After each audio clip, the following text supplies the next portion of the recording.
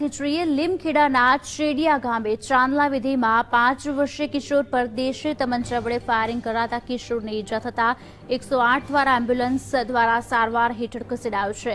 રાત્રિના 10 કલાકની આસપાસ જમણવાર ચાલુ હતો તે દરમિયાન ગોરિયા ગામનો હિંમત બિલવાડ પોતાની સાથે દેશી હાથ બનાવટનો તમંચો લઈને આવ્યો હતો અને આંગણામાં ખાટલા પર 5 વર્ષનો માસૂમ કિશોર સૂતો હતો।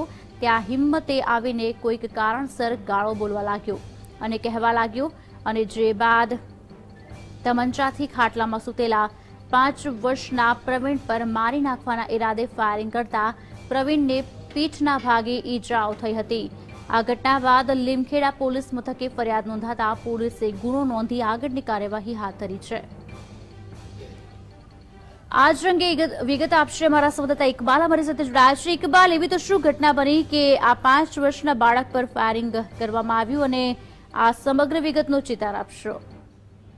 ઘટના એવી છે કે 5 વર્ષનો બાળક એના પિતા સાથે સરિયા ગામે ગયો હતો ચાંદલા વિધિમાં તેને ફોઈને ત્યાં તે ખુપાર ચાંદલા વિધિનો સમય હતો ને જમવાનો વાર ચાલતો હતો તે સમયે તે કિશોરના પાસે તેઓ આવી અને તેને ફાયરિંગ કર્યું અને ગાળાગાળી બોલી। તેના ફાધર પછી જોયું કે આ લોકોને શું થયું છે। અવાજ આવતા ફાયરિંગનો અવાજ આવ્યો અને ફાયરિંગનો અવાજ આવતા જઈને જોયું તો પેલાના હાથમાંથી જે રિવોલ્વર હતી દેશી તમંચો લઈ એની બૈરીને આપ્યો અને બૈરી એના ફાધરને આપ્યો અને પછી એ બધાએ જોયું કે આ એકબીજાને આપી દીધો છે અને પેલા છોકરાને જ્યાં અવાજ થયો હતો ત્યાં ગયા તો છોકરાની પીઠ પર ઈજા પહોંચેલી હતી અને ઈજા પહોંચેલી જોઈ અને 108 એમ્બ્યુલન્સને બોલાવી અને તેને લીમખેડા ખસેડાયો સારવાર હેઠળ। લીમખેડા ખસેડ્યા પછી તેને દાહોદ સારવાર હેઠળ ખસેડાયો છે। ઇકબાલ, એ વ્યક્તિ કોણ હતો તે સામે આવ્યું છે? શા માટે તેણે બાળક પર આ ફાયરિંગ કર્યું છે તે વિશે કોઈ માહિતી પ્રાપ્ત થઈ છે?